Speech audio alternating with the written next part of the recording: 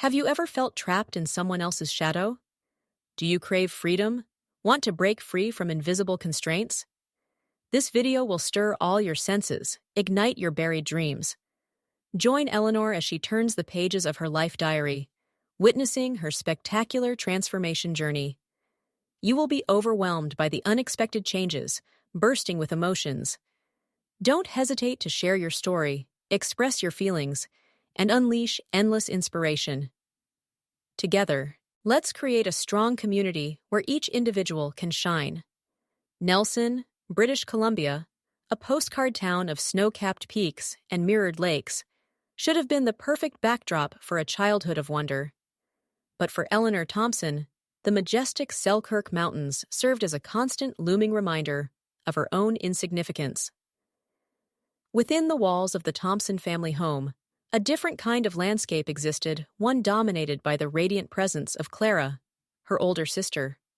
Clara, with her sun-kissed hair and a smile that could disarm a grizzly, was the undisputed star. Her charisma was a force of nature, drawing everyone into her orbit. From the moment she took her first wobbly steps, she was hailed as a prodigy. "Look at her go!" their mother would exclaim, her voice brimming with unbridled joy, as if Clara had just conquered Everest. The Thompson living room, meant to be a cozy haven, had morphed into a shrine dedicated to Clara's triumphs. School trophies, gleaming like miniature beacons, lined the mantelpiece. Academic awards, framed in polished wood, adorned the walls, each one a testament to Clara's effortless brilliance. Eleanor's own achievements, though numerous and hard-earned, were met with a polite, almost dismissive, "That's nice, dear," before the conversation inevitably shifted back to Clara. "Clara's just got that spark," Mrs. Thompson would often say, her eyes glittering with an almost reverent admiration. "That drive. She's a natural leader." Eleanor, in stark contrast, was the quiet, dependable one, a shadow in the periphery. She excelled academically, her report cards a testament to her diligence and intellect. But her straight A's were met with a tepid response, a stark contrast to the rapturous applause that greeted Clara's every accomplishment. She learned early on that self-reliance was her only ally, that navigating the complexities of life meant relying solely on her own strength. The close-knit community of Nelson, with its ubiquitous coffee shops and bustling farmers' markets, amplified the disparity between the sisters. At school, Clara was the social butterfly, the center of every gathering, her laughter echoing through the hallways. Eleanor, meanwhile, was the studious introvert, her nose perpetually buried in a book, her presence a quiet hum in the background. Even her birthdays, meant to be a celebration of her existence, were often eclipsed by Clara's latest triumph. One year, her carefully decorated birthday cake, a testament to her love for baking, was shoved aside to make room for a hastily assembled congratulatory cake for Clara's acceptance into a prestigious summer arts program. "Oh, Eleanor, you don't mind, do you?" Clara chirped, her eyes sparkling with an almost innocent disregard. "This is such a big deal." Eleanor, her heart sinking, forced a smile and blew out her candles, her unspoken wish a silent scream in the quiet room. The weight of Clara's shadow grew heavier with each passing year, an invisible burden she carried with stoic resignation. As they grew older, the financial disparity became increasingly blatant. Eleanor watched as her parents poured their resources into Clara's future, funding her extravagant dreams and lavish lifestyle. "We've already invested so much in Clara," they'd say, their voices laced with a hint of weary resignation, each word a subtle indictment of Eleanor's own perceived lack of potential. One evening, while helping her mother clear the dinner table, Eleanor overheard a conversation between her parents.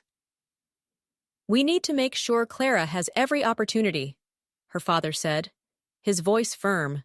"She's got the potential to go far." "But what about Eleanor?" her mother asked, a flicker of guilt in her voice. "Eleanor's resourceful," her father replied, his tone dismissive. "She'll figure it out." The words stung, a sharp, piercing pain that cut through Eleanor's carefully constructed facade. She retreated to her room, the tears she had held back for so long finally spilling over. Her resentment, a slow-burning ember, began to smolder into a raging fire. She yearned for recognition, for a sliver of the spotlight that always seemed to shine so brightly on Clara. But she knew, deep down, that in the Thompson household, there was only room for one star. And that star was Clara. Clara's wedding was a spectacle, a dazzling display of opulence that transformed the quaint Nelson Community Center into a fairy tale ballroom. The floral arrangements alone could have funded a small business. Eleanor watched, a silent observer in a sea of champagne flutes and extravagant gowns, as her parents penned check after check, their faces alight with an almost religious fervor. "It's Clara's special day," they'd repeat, their voices hushed with reverence, as if uttering a sacred mantra. The sheer extravagance of the event was a stark contrast to Eleanor's own quiet, unassuming life. The money poured into the wedding, enough to secure a down payment on a modest home, seemed to vanish into thin air, a testament to Clara's perceived worth. Eleanor, who had long resigned herself to a life of financial self-sufficiency, felt a pang of bitterness, a quiet resentment that gnawed at her soul. When Clara and her new husband, Jack, decided to purchase a sprawling lakeside property, the Thompsons once again became their financial benefactors. "It's a great investment," her father declared, his voice brimming with enthusiasm, as he presented Clara and Jack with a substantial down payment. Eleanor, who had diligently saved for years, dreaming of her own small condo, watched the exchange with a mixture of resignation and a simmering, almost palpable anger. Then came the twins, two cherubic bundles of joy who quickly became the center of the Thompson universe. With their arrival, Eleanor's life transformed into a relentless cycle of diaper changes, bottle feedings, and bedtime stories. Weekends and evenings, once reserved for her own pursuits, were now consumed by the demands of her sister's growing family. "Eleanor, you're a natural," Clara would coo, her voice dripping with sugary sweetness. "The twins just adore you. I don't know what we'd do without you." Each compliment, though seemingly well-intentioned, felt like a subtle form of manipulation, a gentle reminder of Eleanor's indispensable role in Clara's life. Her own life, her own aspirations, were relegated to the back burner, constantly overshadowed by the needs of her sister.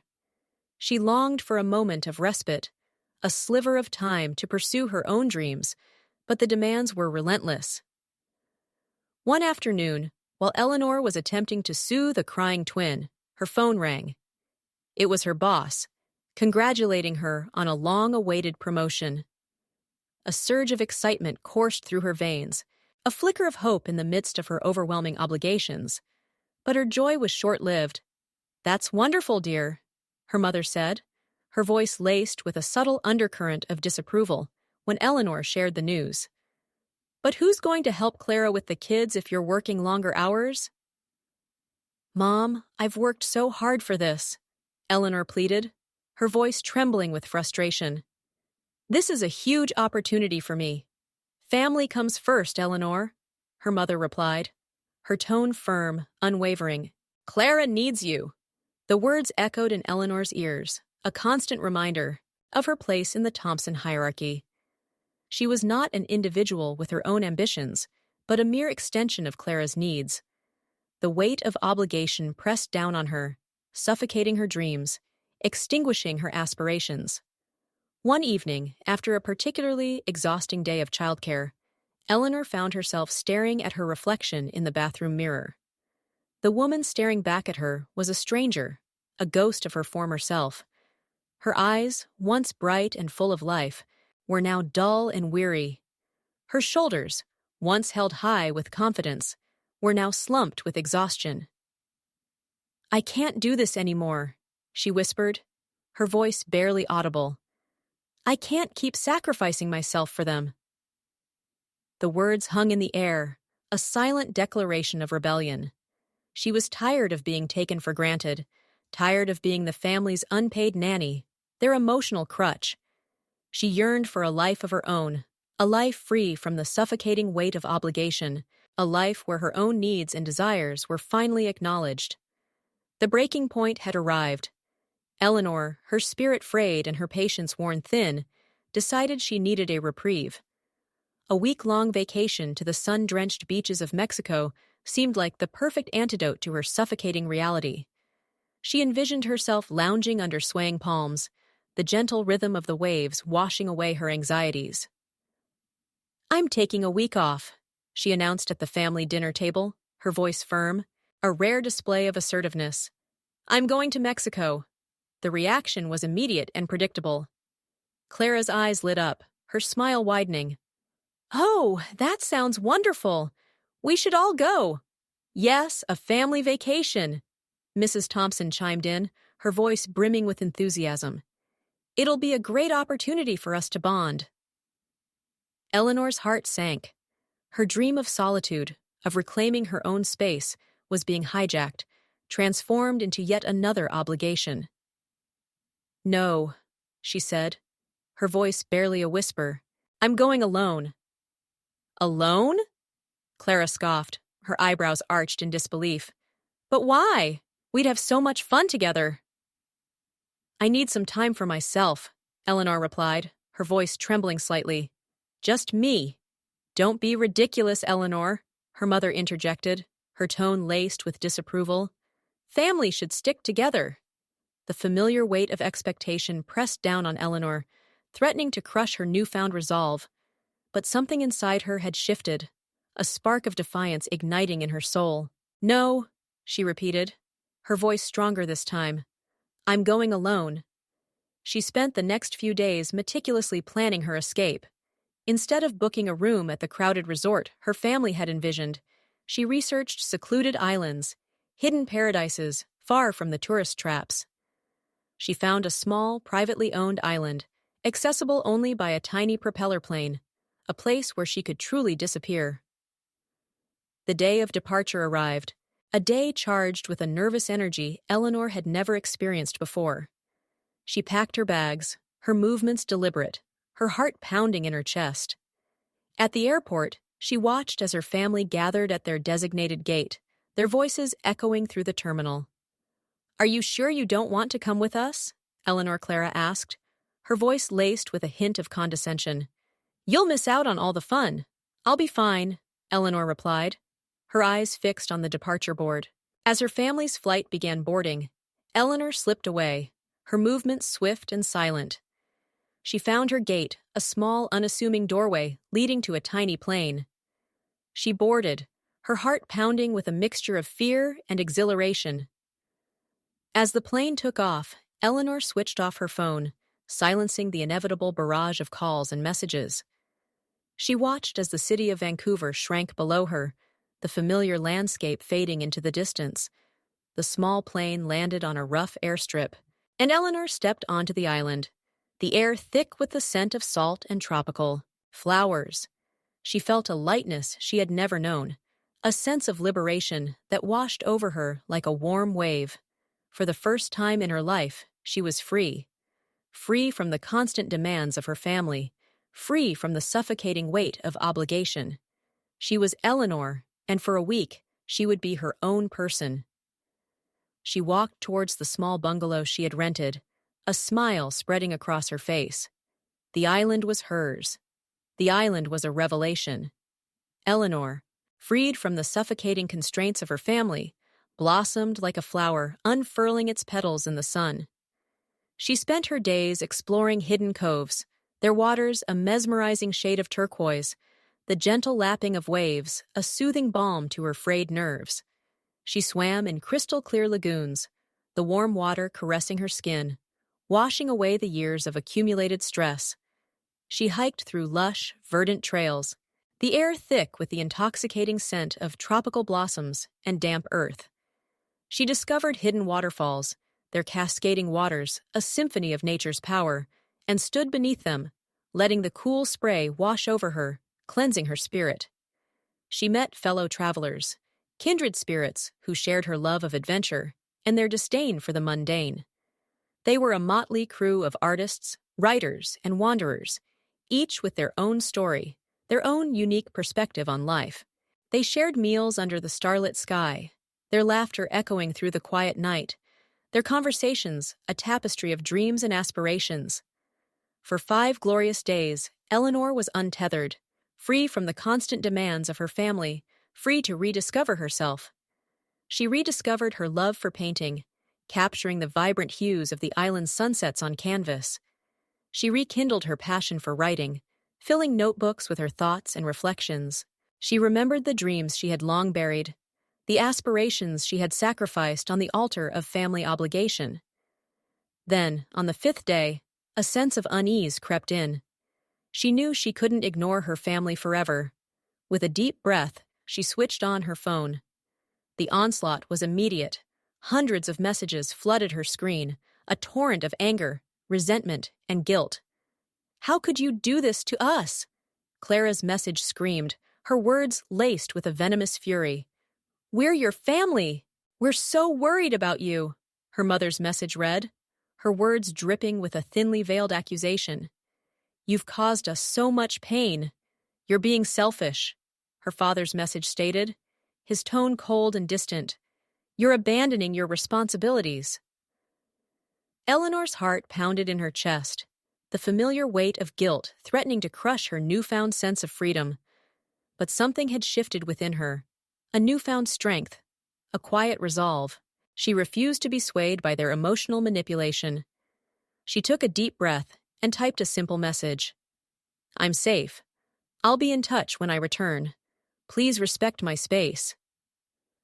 She pressed send, her finger hovering over the power button, tempted to switch off her phone once more. But she resisted the urge, knowing that she needed to face the consequences of her actions. The vacation had given Eleanor a newfound clarity. She realized that she had spent her entire life living for others, neglecting her own needs and desires. She had been a supporting character in her own story, a mere shadow in the spotlight that always shone on Clara. It was time for a change. It was time for Eleanor to step into her own light, to write her own narrative, to reclaim her own life.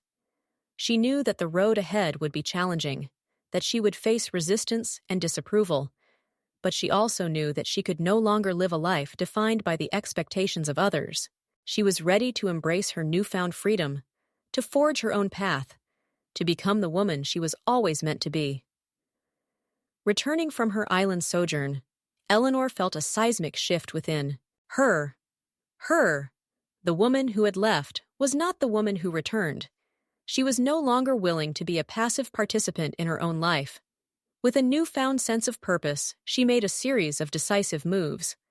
First, she found a small, sunlit apartment overlooking the harbor, a sanctuary of her own. Then she changed her phone number, severing the constant stream of demands and guilt trips. Finally, she began to disentangle herself from the emotional web that had bound her to her family for so long. But the past had a way of catching up. One crisp autumn morning, a knock echoed through her new apartment. Eleanor peered through the peephole and saw her mother and Clara, their faces etched with a mixture of anger and concern. She took a deep breath and refused to open the door.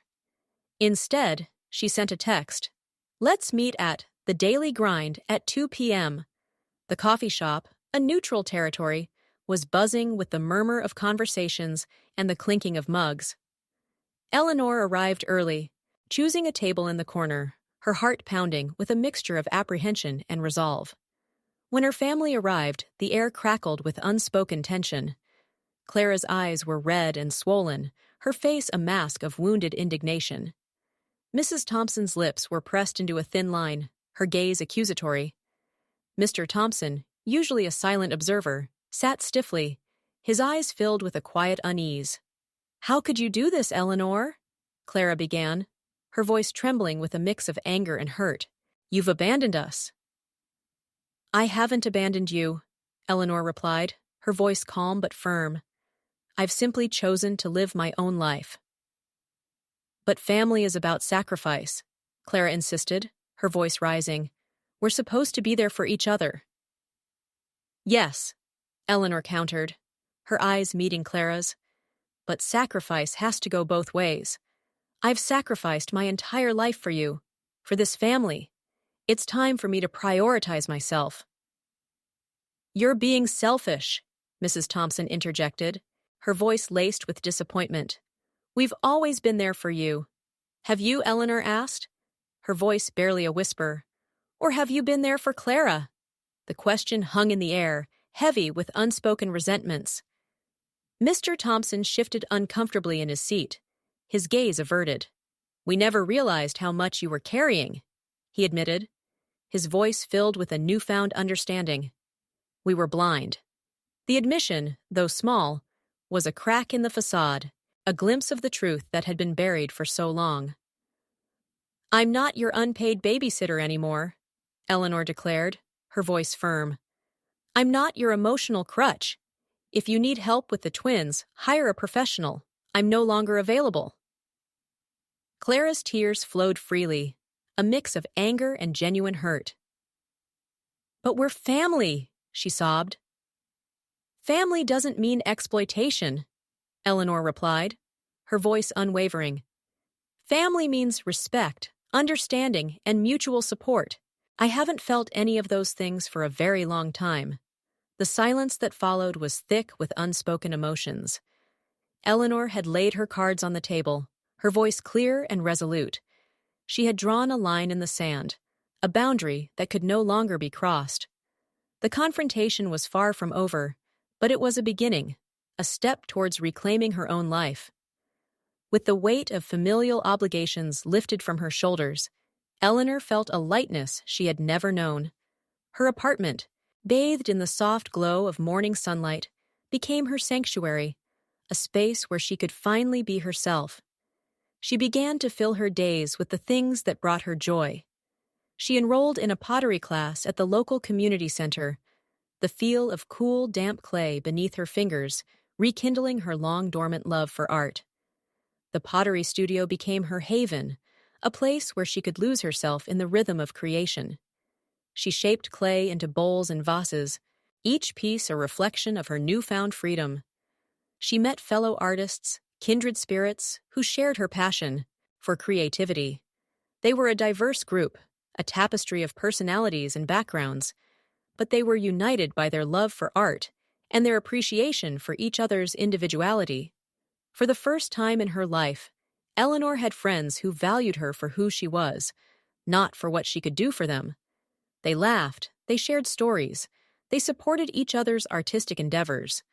They were her chosen family, a circle of genuine connection that filled the void left by her estranged relatives.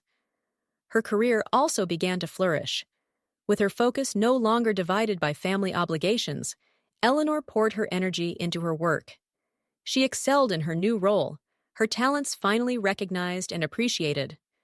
Her boss, impressed by her dedication and creativity, entrusted her with more challenging projects. "You've got a real knack for this, Eleanor," her boss said, his voice filled with genuine admiration. "I'm glad to have you on the team." The words, though simple, filled Eleanor with a sense of validation she had never experienced before. She was no longer just Clara's sister or the family babysitter. She was Eleanor, a talented and capable woman in her own right. Her mother and Clara, however, refused to accept her newfound independence. They continued to call, to text, to voice their disapproval, their words a constant reminder of the past. "You're making a mistake, Eleanor," her mother's voice echoed through her voicemail, laced with a familiar blend of guilt and disappointment. "You're turning your back on your family."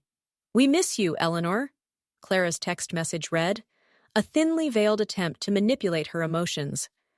"The twins miss you." But Eleanor refused to let their negativity drag her down. She had built a wall of resilience around her heart, a shield against their emotional manipulation. She knew that their disapproval was a reflection of their own inability to accept change, not a reflection of her worth. Even Jack, Clara's husband, began to see the change in Eleanor. He witnessed her newfound confidence, her quiet strength, her unwavering determination. He realized that she was no longer the pushover she once was. He stepped up to the plate, taking on more responsibility for his children. He learned to change diapers, to prepare meals, to soothe their cries. He even hired a part-time nanny, relieving Eleanor of her unpaid duties. One evening, while dropping off the twins after a playdate, Jack paused at Eleanor's door. "You know," he said, his voice hesitant, "you've really changed, Eleanor." "In a good way.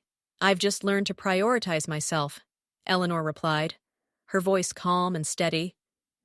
"It's about time," Jack said, a hint of admiration in his voice. "Clara and your parents, they've always taken you for granted." The acknowledgement, though small, was a validation of Eleanor's journey. She had finally broken free from the cycle of exploitation, and even those closest to her family were beginning to see the change. 3 months had passed since Eleanor's decisive confrontation with her family. 3 months of quiet self-discovery, of building a life on her own terms. Then, one crisp autumn morning, she received an unexpected text message. "Eleanor, it's Dad. Would you like to have lunch with me? Just the two of us." Eleanor's heart skipped a beat. This was a first. Her father, usually a man of few words, had never initiated a solo outing. A flicker of curiosity, mixed with a hint of cautious optimism, prompted her to reply. "I'd like that, Dad. When and where?" They met at a small, unassuming bistro overlooking the harbor, a place Eleanor had frequented since moving to her new apartment. The atmosphere was relaxed, the murmur of conversations and the clinking of cutlery a soothing backdrop to their long-overdue conversation. As they sat down, Eleanor noticed a subtle change in her father's demeanor. He seemed less distant, less preoccupied. His eyes, usually clouded with a vague sense of detachment, held a newfound warmth, a flicker of genuine interest. "So," he began, his voice hesitant, "how are you doing, Eleanor?" The question, though simple, was laden with unspoken meaning.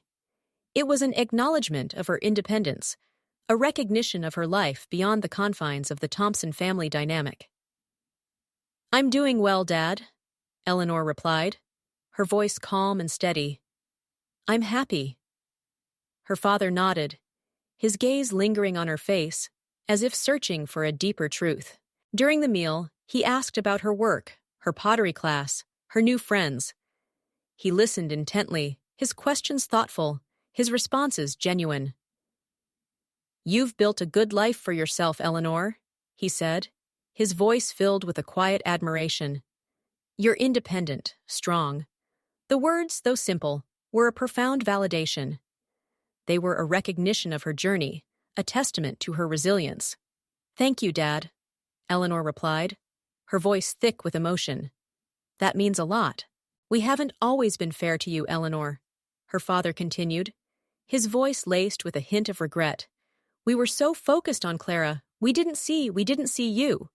The admission, though belated, was a significant step. It was an acknowledgement of their past mistakes, a recognition of the pain they had caused. "It's okay, Dad," Eleanor replied, her voice gentle. "I understand." "No, you don't," her father said, his voice firm. "But I hope, one day, you will forgive us." The conversation shifted, the tension easing as they talked about lighter topics. But the unspoken words hung in the air, a silent acknowledgement of the chasm that had separated them for so long. As they parted, her father placed a hand on her shoulder, his touch gentle, reassuring. "I'm proud of you, Eleanor," he said, his eyes filled with a newfound warmth. Eleanor smiled, her heart lighter than it had been in years. The lunch had been more than just a meal. It was a bridge, a tentative step towards reconciliation. It was a recognition of her independence, a validation of her journey,